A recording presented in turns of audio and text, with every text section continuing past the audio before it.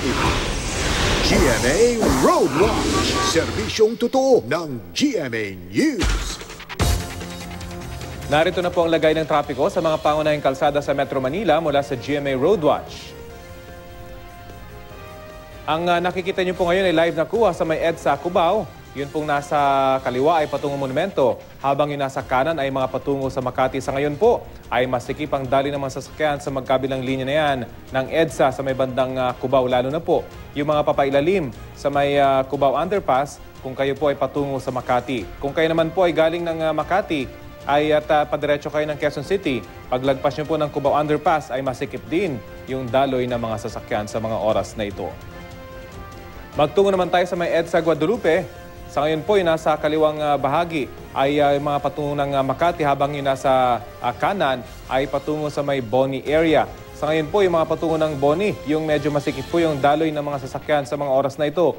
Habang yung mga patungo naman po ng Makati, pagkalagpas po yan ng Guadalupe, ay maluwag yung daloy ng mga sasakyan. Alamin din natin ang usad ng trapiko sa tulong naman ng ating mga Wazer.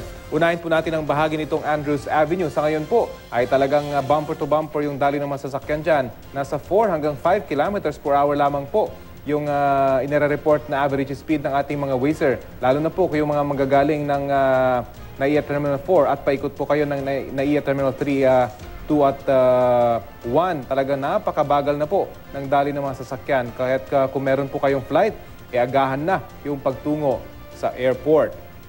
Magtungo naman tayo dito sa may President Osmeña Highway. Sa ngayon po ay mabagal din yung daloy ng mga sasakyan.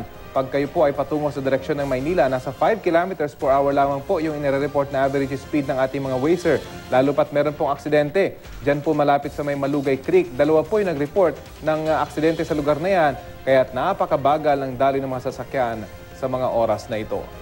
Ito po ang latest mula sa GMA Roadwatch. Para sa iba pang traffic update, bisitahin ng www.imready.ph at ang social media accounts ng IMReadyPH. Magplano para sigurado, I am ready. Serbisyong totoo ng GMA News.